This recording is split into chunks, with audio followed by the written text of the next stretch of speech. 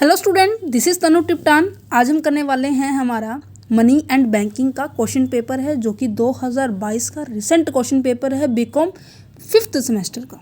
आपको नज़र भी दिखाई भी दे रहा होगा, नज़र भी आ रहा होगा कि एकेडमिक सेशन 2016 और 2017 का। अब ये बच्चे पता है क्या कमेंट करेंगे कि मैम ये कौन सी यूनिवर्सिटी का क्वेश्चन पेपर है।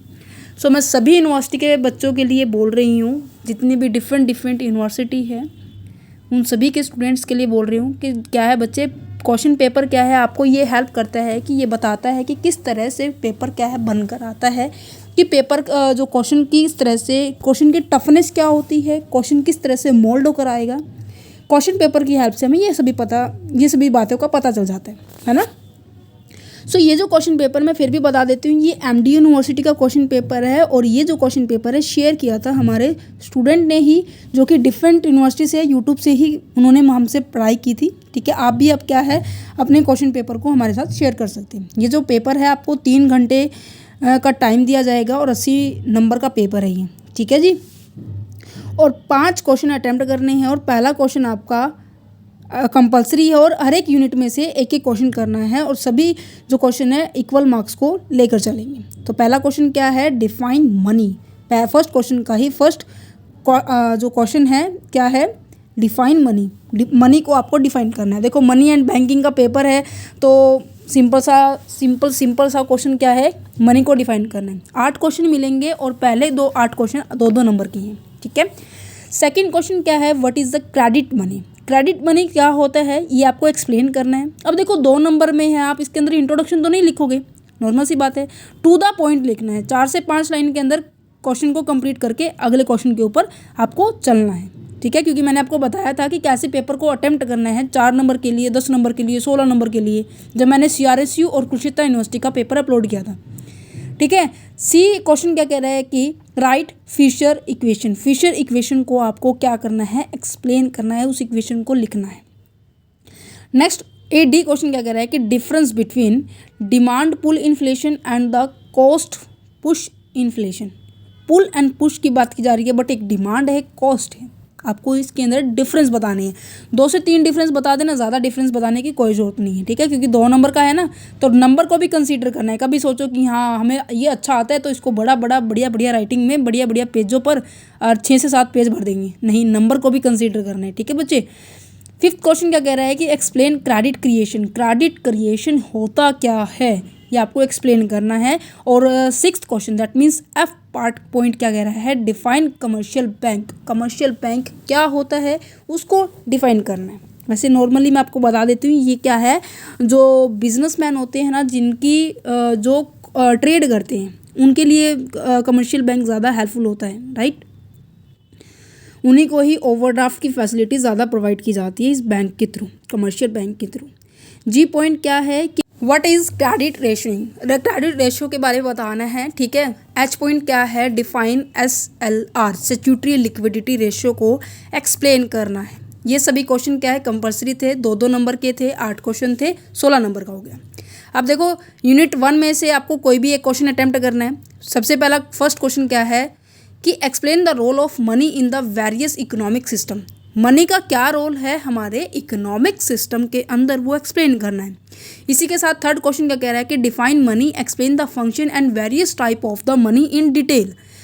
कितने तरह की मनी होती है वो एक्सप्लेन करना है, मनी क्या होती है वो एक्सप्लेन करना है। फर्स्ट यूनिट में से आपको कोई भी एक क्वेश्चन अटैम्प्ट करना है। अब देखो इसमें ना थर्ड क्वेश्चन में कैसे दे रखा है, 4 नंबर का क्या है, डिफाइन मनी है, 6 नंबर में क्या है, इसके फंक्शन है, और 6 नंबर में क्या है, टाइप है। तो आप इस नंबर को देखकर आप क्या करोगे, इस क्वेश्चन को अटेम्प्ट करोगे। ठीक है, अब ये मेरे हिसाब से क्या है, ये 16 नंबर का है, तो खड़े स्टैंडिंग 4 पेजेस तो आपको इसके अंदर कंप्लीट करने होंगे। और बट आप अपनी यूनिवर्सिटी के अकॉर्डिंग देखिए कि आपकी यूनिवर्सिटी के अंदर किस तरह से सीटें दी जाती है। जैसे कि CRSU और कुरुक्षेत्र यूनिवर्सिटी के अंदर 40 सीटें दी जाती है। ऐसे स्टैंडिंग के अंदर 20 सीटें, अगर मैं ऐसे लेटे हुए अगर कंसीडर करूँ तो टोटल 40 सीटें होती है। उन 40 सीटों के हिसाब से मैं उस हिसाब से बता रही हूँ कि 4 खड़े पेज आपको भरने होंगे।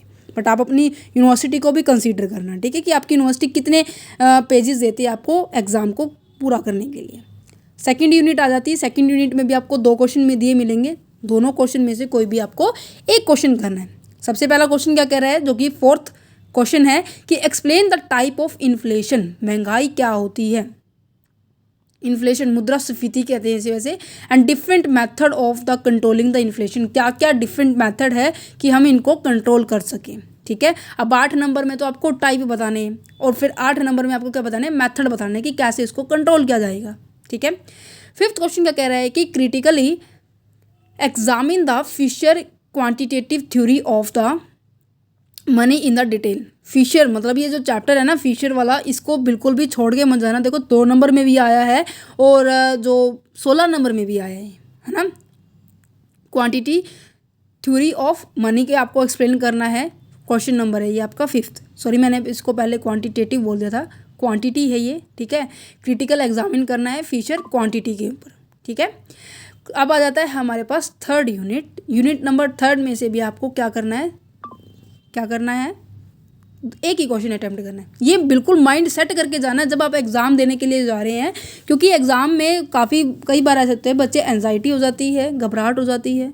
ये सभी नहीं करना, बिल्कुल पेशेंस से काम करना है, क्योंकि पास होना बहुत आसान है, बहुत आसान है। क्योंकि कॉमर्स स्ट्रीम ऐसी है जहाँ से क्योंकि आप ये जो कॉमर्स के अंदर पढ़ते हैं ना, तो डेली लाइफ का सब्जेक्ट है मेरे हिसाब से, क्योंकि मैं भी अपनी डेली लाइफ में इसको यूज़ करती हूँ। अब देखो 3rd यूनिट में पहला क्वेश्चन क्या दे रखा है कि right A note on the following.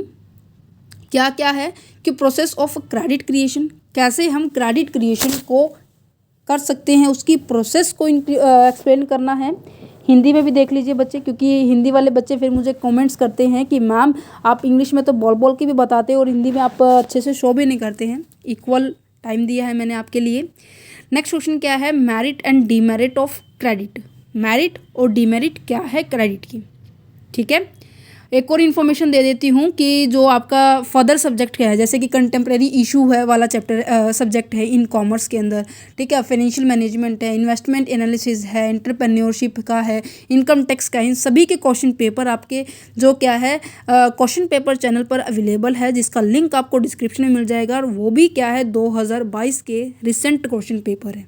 आपके लिए ये बहुत ही इंपॉर्टेंट इन्फॉर्मेशन है, क्योंकि ये जो क्वेश्चन पेपर है आप सभी के लिए अपलोड किए जा रहे हैं और आप सभी के लिए ही हमने एक सेपरेट चैनल ओपन किए हैं। ठीक है, तो उसका बहुत बेनिफिट उठाना है आप सभी को। क्वेश्चन नंबर 7 देखिए क्या है कि define the commercial bank. Commercial bank वाला चैप्टर भी मोस्ट इंपॉर्टेंट है, क्योंकि ये 2 नंबर में भी आया था, अब ये देखो 16 नंबर में भी है।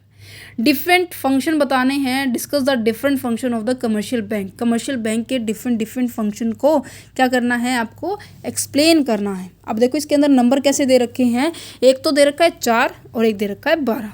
4 कैसे है कि आपको कमर्शियल बैंक के बारे में आपको एक्सप्लेन करना है, और जो फंक्शन है इसके कमर्शियल बैंक के वो आपको 12 नंबर में एक्सप्लेन करना है। ठीक है, सो इस नंबर पहले नंबर देखना, फिर साथ में टाइम को भी देखना है, देन फिर आप जिस तरह से क्वेश्चन पूछा गया है फिर आपको उस तरह से आंसर देना है। ठीक है, इस यूनिट में भी आपको एक ही क्वेश्चन अटेम्प्ट करना है। Last and final unit is unit number 4। यहाँ से भी आपको एक ही क्वेश्चन अटेम्प्ट करना है कि एक्सप्लेन, सबसे पहला क्या है कि explain the difference method used by the RBI to control the credit flow in the country के अंदर जो क्रेडिट फ्लो हो रहा है उसको किस तरह से वो कंट्रोल कर सकती है। How do these method work, किस तरह से ये मैथड वर्क करते हैं। देखो ये इसके ना 5 से 6 मैथड है, वैसे क्वांटिटेटिव है, क्वालिटेटिव है। क्वांटिटेटिव में अलग आते हैं, जैसे कि SLR CRR, इनको मेंटेन किया जाता है, repo rate, reverse repo rate, bank rate, open market, इनको ऑपरेट किया जाता है।